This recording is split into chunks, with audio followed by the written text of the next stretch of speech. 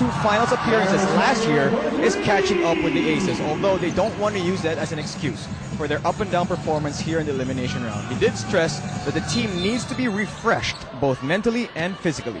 Coach Tim said that they will be using this game to prepare the team for the next round, where they could very well be seeing San Miguel again. Iko Infinito? That is a very popular point of view kapag inaaral yung sitwasyon ng Alaska. And do you agree with that? That this Alaska team, yun nga, inabutan na ng pagod from their success in 2009 and 2010. It's very possible, no? Because you see a lineup that's crippled with injuries, and the injuries could be a reason of the way they really extended themselves in the last 2 conferences where they went to the finals. But yes, they are playing short-handed, and that's exacerbating the situation kasi mas lalo sila napapagod kung konti lang ang naglalaro. Shot clock winding down, di na to abot. And Benya even erasing that shot. Although Alaska is off to a good start, lamang sila 10-2 in the opening quarter. There's Tim Cone. Talaga namang I mean, hindi na siya nagpaligoy-ligoy at sinabi niya talaga, I have a tired team. And because I have a tired team, kailangan gumawa sila ng mga paraan to address that situation. Well, I'm also wondering whether because of that tiredness, Coach Tim will go deep into his bench to get minutes for his other players. Like, well, Tony De La Cruz is not starting in this game. Bonmo Custodio is going to come off the bench. Let's see how.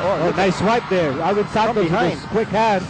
Arwin will. I thought he'd take the 3. Goes inside. He gets hammered, and he will take 2 free throws. I'm gonna go back to what Gino said kanina, no, na baka yung San Miguel at saka Alaska mag-face off yan sa playoffs, no? And that will happen if Alaska falls down to number 8 and San Miguel locks down at the number 1 spot.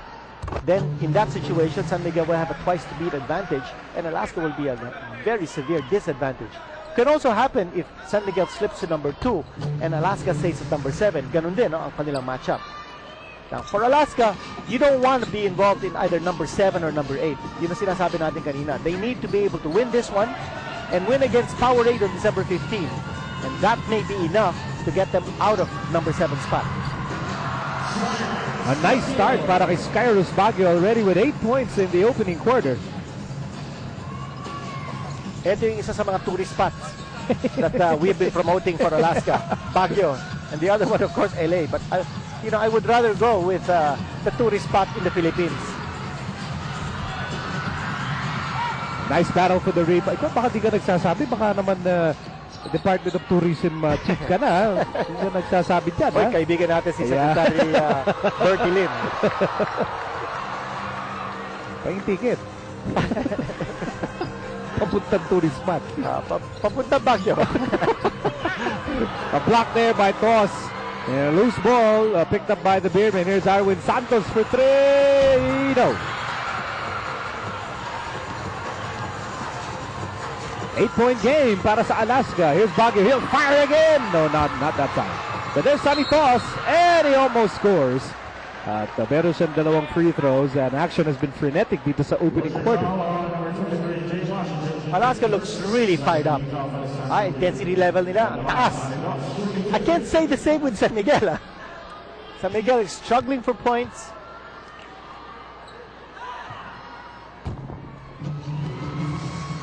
I also feel that Alaska senses yung urgency of the matter. They need to be able to win this one and win another one.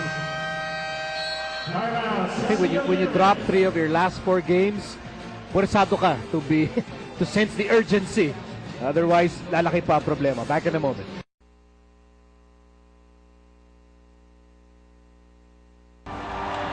And Alaska is the champion of the PBA Fiesta Conference. They win over San Miguel 4-2. They sort of rallied together even when San Miguel was beginning to threaten. They had an early series lead 2-0, but they stuck together and went through 3 very top teams en route to this title. But the one guy that believed in the team all throughout, Coach Tim Cone, he's been saying that, watch out for the Alaska Aces. remember this was a team in the Philippine Cup that was in the finals. Now they found the perfect import that they needed, and that was what was able to get them over the top and win this Fiesta Conference.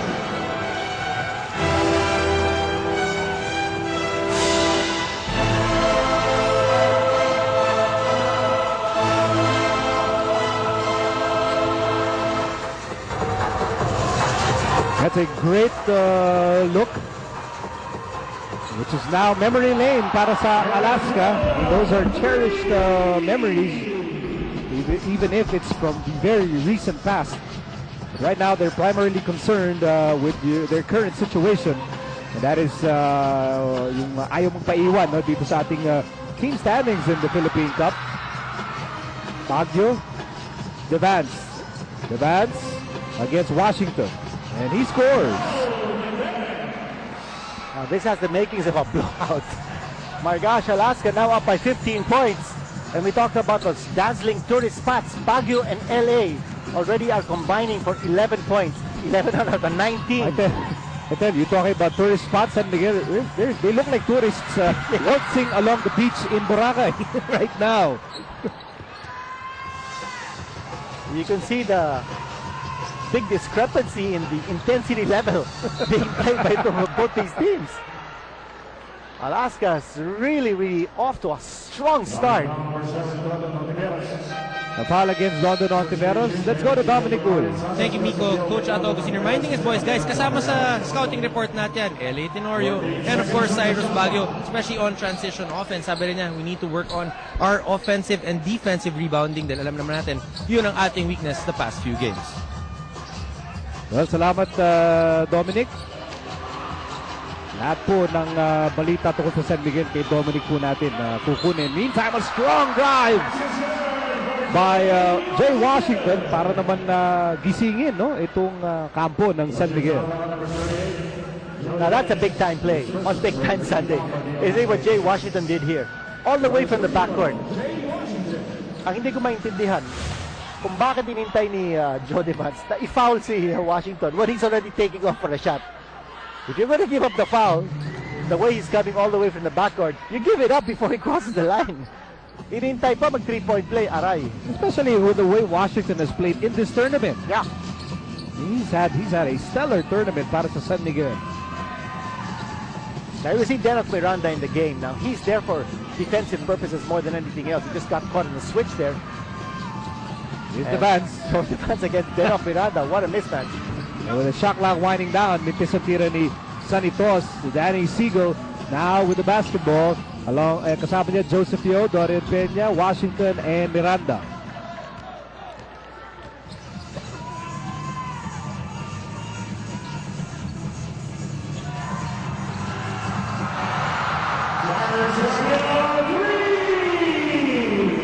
Kulang sa tao itong Alaska. And you'll see that disparity, the way Ato Agustin will shuffle the San Miguel Beermen, but Cyrus Baguio says, it's okay. I mean, kahit pito lang kami naglalaro dito, it's fine. Look at the way Alaska's playing defense. Blocks Danny Siegel and... Almost, but not quite. Here's Denok. Miranda attacks. Fouled. But the Alaska bench saying it was all ball. That shot blocked by LA was all ball. But he is called for his first personal foul. Boy, action has really picked up. Nung pumasok yung second unit ng San Miguel, they really filled up and compensated for the lack of intensity that the starters showed. At now, lumalaban ng San Miguel, although they're still down by 14. More second unit players checking in for the Beermen. And here's the luxury of depth. I mean, when you have such a solid bench, you're not happy with your first stringers, you bring in a second unit, biglang-bigla. Umuusok na ngayon ang San Miguel. Of course, if you're Ato Agustin, ang pananaw mo marami tayong bala. Hindi gamitin natin.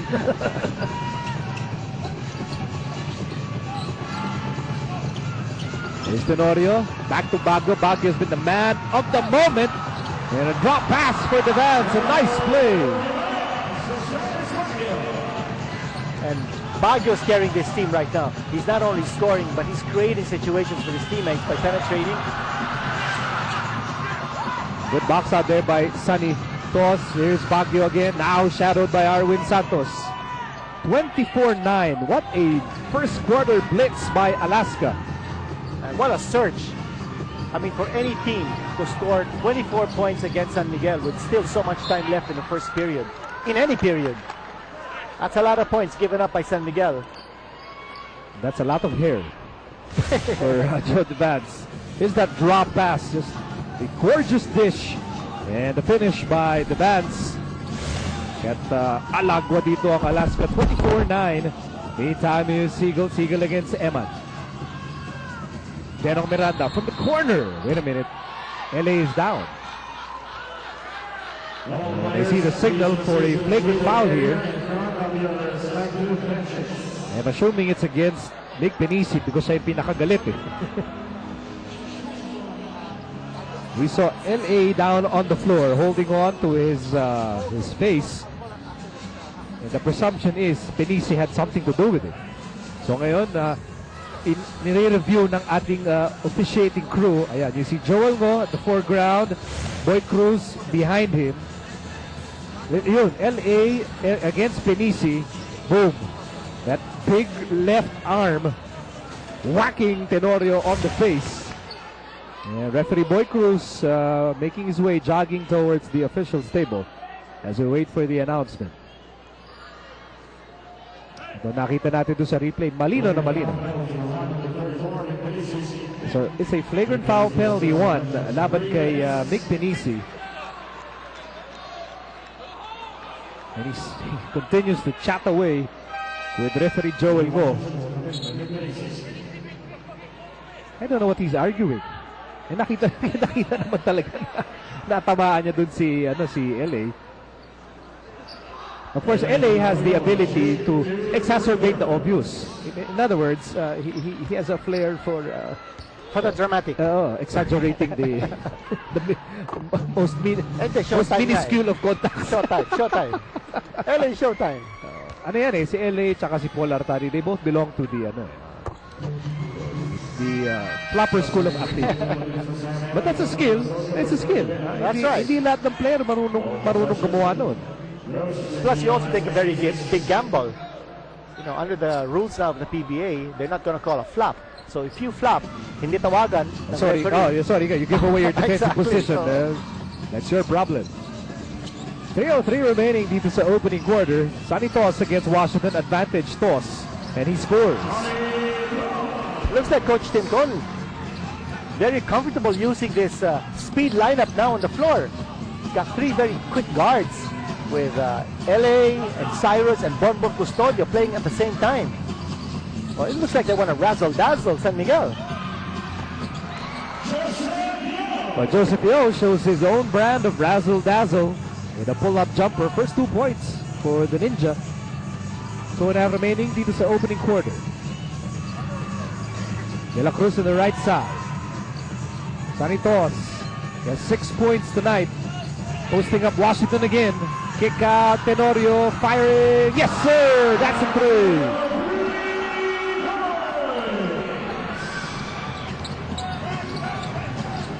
20 puntos ang kalamangan ng Alaska Aces. I mean, really playing with blind fury in this game.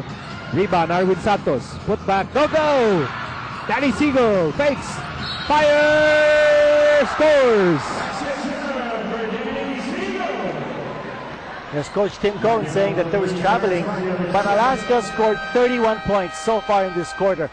We still have 1:53 to go. What an awesome show of force.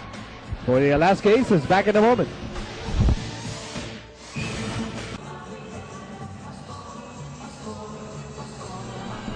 We're back inside the Big Dome. Joe DeVance and company.